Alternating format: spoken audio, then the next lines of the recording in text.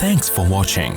Don't forget to like, comment, share and subscribe to Mufti Tariq Masood, famous scholar.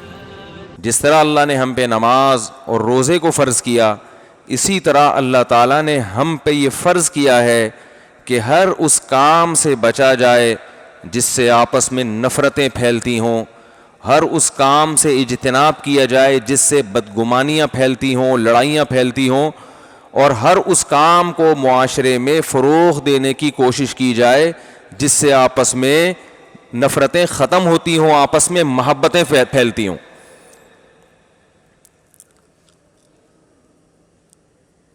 آج جس طرح سے ہم معاشرے میں چل رہے ہیں، اس سے معاشرے میں محبتیں کم اور نفرتیں زیادہ پھیل رہی ہیں۔ اس کی چند بنیادی اصول ہیں جو رسول اللہ صلی اللہ علیہ وسلم نے بیان کیے اور قرآن نے بیان کیے۔ پہلی بات تو یہ خوب اچھی طرح سمجھ لینا چاہیے کہ اسلام نے ہمیں آپس میں نفرت پھیلانے کا حکم دیا ہے یا محبت پھیلانے کا؟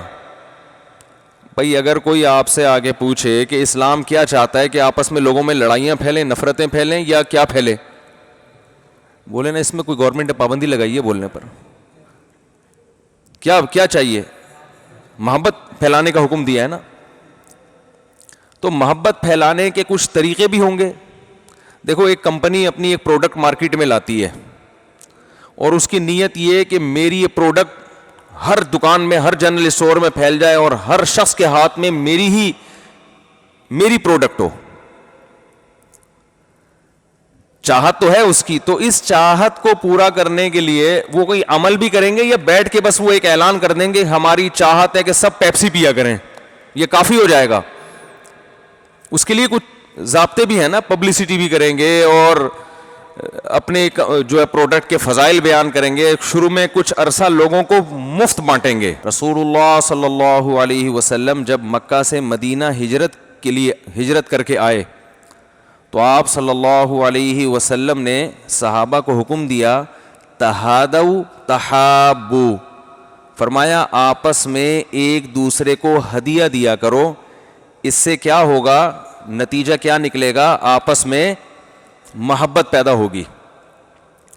تو اس سے ہمیں یہ پتہ چلا کہ آپ صلی اللہ علیہ وسلم کی امت میں یہ خواہش ہے کہ ان میں آپس میں کیا پیدا ہو، بولیں بھائی، محبتیں پیدا ہوں۔ تو اس سے پتہ چلتا ہے کہ اسلام یہ کیا چاہتا ہے کہ مسلمان آپس میں کیسے رہیں،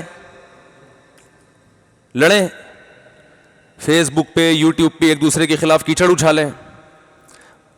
بولنے پر گورنمنٹ نے پابندی لگا دی، اگر نہیں ہے تو آپ بولیں نہیں، اگر ہاں ہے تو آپ بولیں کہ ہاں۔ تو اسلام یہ چاہتا ہے کہ ایک دوسرے کے خلاف نفرتیں پھیلائیں۔ اگر نبی صلی اللہ علیہ وسلم کی یہ خواہش ہوتی کہ یہ لوگ آپس میں لڑا کریں، اس سے ان کا یعنی بعض لوگ چاہتے ہیں نا، کہتے ہیں کہ پھڈے اس لڑائیوں سے آپس میں ایک وہ مضبوط ہوتا ہے نا، برداشت، انسان میں برداشت پیدا ہوتی ہے، تو پھر آپ صلی اللہ علیہ وسلم یہ حکم دیتے کہ ایک دوسرے سے ان کا مال چھینا کرو۔ ہدیہ تو ہوتا ہے نا فری میں کسی کو اپنی چیز دے دینا، بلکہ آپ کیا فرماتے، ایک دوسرے سے اس کا مال چھینا کرو، اس سے لڑائی پیدا ہوگی اور لڑائی سے طاقت آئے گی، طاقت سے کیا ہوگا کہ جنگ میں دشمن کے خلاف لڑ سکو گے۔ تو اس وقت جو ہمارا طرز عمل ہے وہ ایسا ہی ہے، ہر وہ کام جس سے امت میں آگ لگ سکتی ہے وہ کام الحمدللہ علی وجہ البصیرہ علی وجہ الکمال کر رہے ہیں۔ رسول اللہ صلی اللہ علیہ وسلم کی سیرت کمال ہے۔ اچھا، اسی طرح برداشت کرنا پڑے گا بھائی، یہ اس سے آپس میں محبتیں پھیلتی ہیں۔ جو مائک والا ہے وہ شارٹ ہے مارکیٹ سے، ٹھیک ہے۔ تو جمعے کے دن تو ان کو ہونا چاہیے نا مستقل یہاں پہ۔ رسول اللہ صلی اللہ علیہ وسلم نے مدینہ جا کے آپ نے حکم دیا افشوا السلام، سلام کو فروغ دو، ایک دوسرے کو سلام کیا کرو، تہادوا، ایک دوسرے کو ہدیے دیا کرو، اس سے آپس میں محبت پھیلے گی۔ تو قرآن نے آپس میں جوڑ کے لیے، آپس میں محبت کے لیے اتنے سارے احکام بیان کیے، اور ان تمام احکام کا ہدف ایک چیز تھی، اجتماعیت اور آپس میں محبت۔ وَيْلٌ لِّكُلِّ هُمَزَةٍ لُمَزَةٍ، طنز کرنے والا، طعنہ دینے والا، غیبتیں کرنے والا، تباہی ہے اس کے لیے۔ کیوں تباہی ہے؟ طنز سے، طعنے سے، غیبت سے آپس میں محبتیں پیدا ہوتی ہیں، نفرتیں پیدا ہوتی ہیں، نفرتیں پیدا ہوتی ہیں۔ یا ایھا الذین آمنوا اجتنبوا کثیرا من الظن، بدگمانی سے بچو۔ بدگمانی کسے کہتے ہیں؟ آپ کے سامنے کسی کا کوئی عمل آیا جس کے دو مطلب نکلتے ہیں، صحیح مطلب بھی نکال سکتے ہو اور بولو بھائی غلط مطلب بھی۔ آپ غلط مطلب نکال رہے ہیں، صحیح مطلب کو نظر انداز کر رہے ہیں، اس کو کیا کہتے ہیں؟ بدگمانی۔ اس سے محبتیں پھیلتی ہیں، نفرتیں، محبتیں پھیلتی، نفرتیں پھیلتی ہیں نا، اس لیے اسلام نے اس کو ناجائز قرار دیا کہ اس عمل سے کیا پھیلے گا؟ نفرت پھیلے گی۔ تو ہر وہ عمل جس سے نفرت پھیل رہی ہے، نبی صلی اللہ علیہ وسلم اور قرآن اس عمل پر پابندی لگا رہا ہے۔ ہمیں یاد ہے بچپن میں تبلیغی جماعت ہمارے محلے میں آئی تو ہم گشت کے لیے نکلے، میں چھوٹا تھا تو ان کے ساتھ نکل گیا گشت کے لیے۔ ابھی ہم گشت کے لیے نکلے ہیں تو ہم نے ایک صاحب کو آتے ہوئے دیکھا، وہ دروازے سے نا، جو مین گیٹ ہے، جو ہمارے کراچی کی اصطلاح میں جس کو چوڑی گلی کہا جاتا ہے، وہ چوڑی گلی سے وہ گھر کے اندر داخل ہوئے۔ کراچی میں اکثر گلیاں ہوتی ہیں، ایک چوڑی گلی ہوتی ہے، ایک پیچھے پتلی گلی بھی ہوتی ہے جس کو گندی گلی بھی کہتے ہیں، اس میں لوگ اکثر کچرا وچرا ڈالتے ہیں، اکثر جگہوں پر وہ پتلی گلیاں بھی ہوتی ہیں۔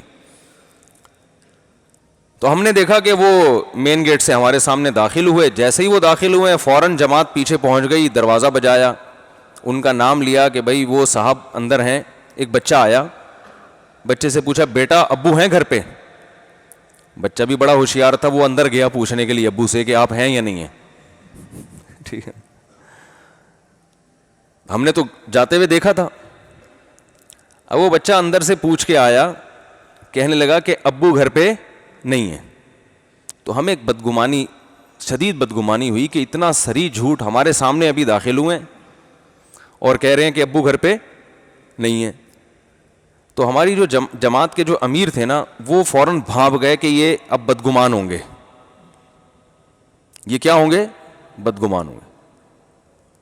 تو فوراً کہنے لگے کہ بھائی ممکن ہے پچھلے دروازے سے نکل گئے ہوں، اور یہ ممکن ہے۔ بعض دفعہ انسان بہت اسپیڈ میں آتا ہے، ایک گیٹ سے داخل ہوا، کوئی کام یاد آیا اور پتلی گلی سے، پتلی گلی تو بنائی اس لیے جاتی ہے ایمرجنسی کاموں کے لیے نا، پتلی گلی کا تو مقصد ہی ہوتا ہے کہ کسی کو اسپیڈ میں نکلنا ہو تو، ٹھیک ہے نا، اگر وہ اسپیڈ میں نہ نکلنا ہوتا تو پھر تو چوڑی گلی سے آتے ہیں نا وہ، تو وہ فوراً نکل گئے وہاں سے۔ تو میری عمر اس وقت 12-13 سال ہوگی، مجھے ان کا یہ جملہ بڑا اچھا لگا۔ میں نے کہا دیکھو یہ ہے تربیت، یہ ٹریننگ کر رہے ہیں، تربیت دے رہے ہیں کہ بدگمانی جب تک 1% بھی امکان ہے، امکان تو تھا، جب تک 1% بھی چانس ہے کسی کی بات کو صحیح مطلب پہ لے جانے کا، تو اس وقت تک اس کی بات کا صحیح محمل تلاش کیا جائے گا، ورنہ کیا ہوتا ہے؟ نفرت پھیلتی کہ نہیں پھیلتی؟ ہمارے دل میں ہمیشہ کے لیے ان صاحب کے بارے میں آتی ہے کہ یہ جھوٹ بولتے ہیں۔ Thanks for watching. Don't forget to like, comment, share and subscribe to Mufti Tariq Masood Speeches channel.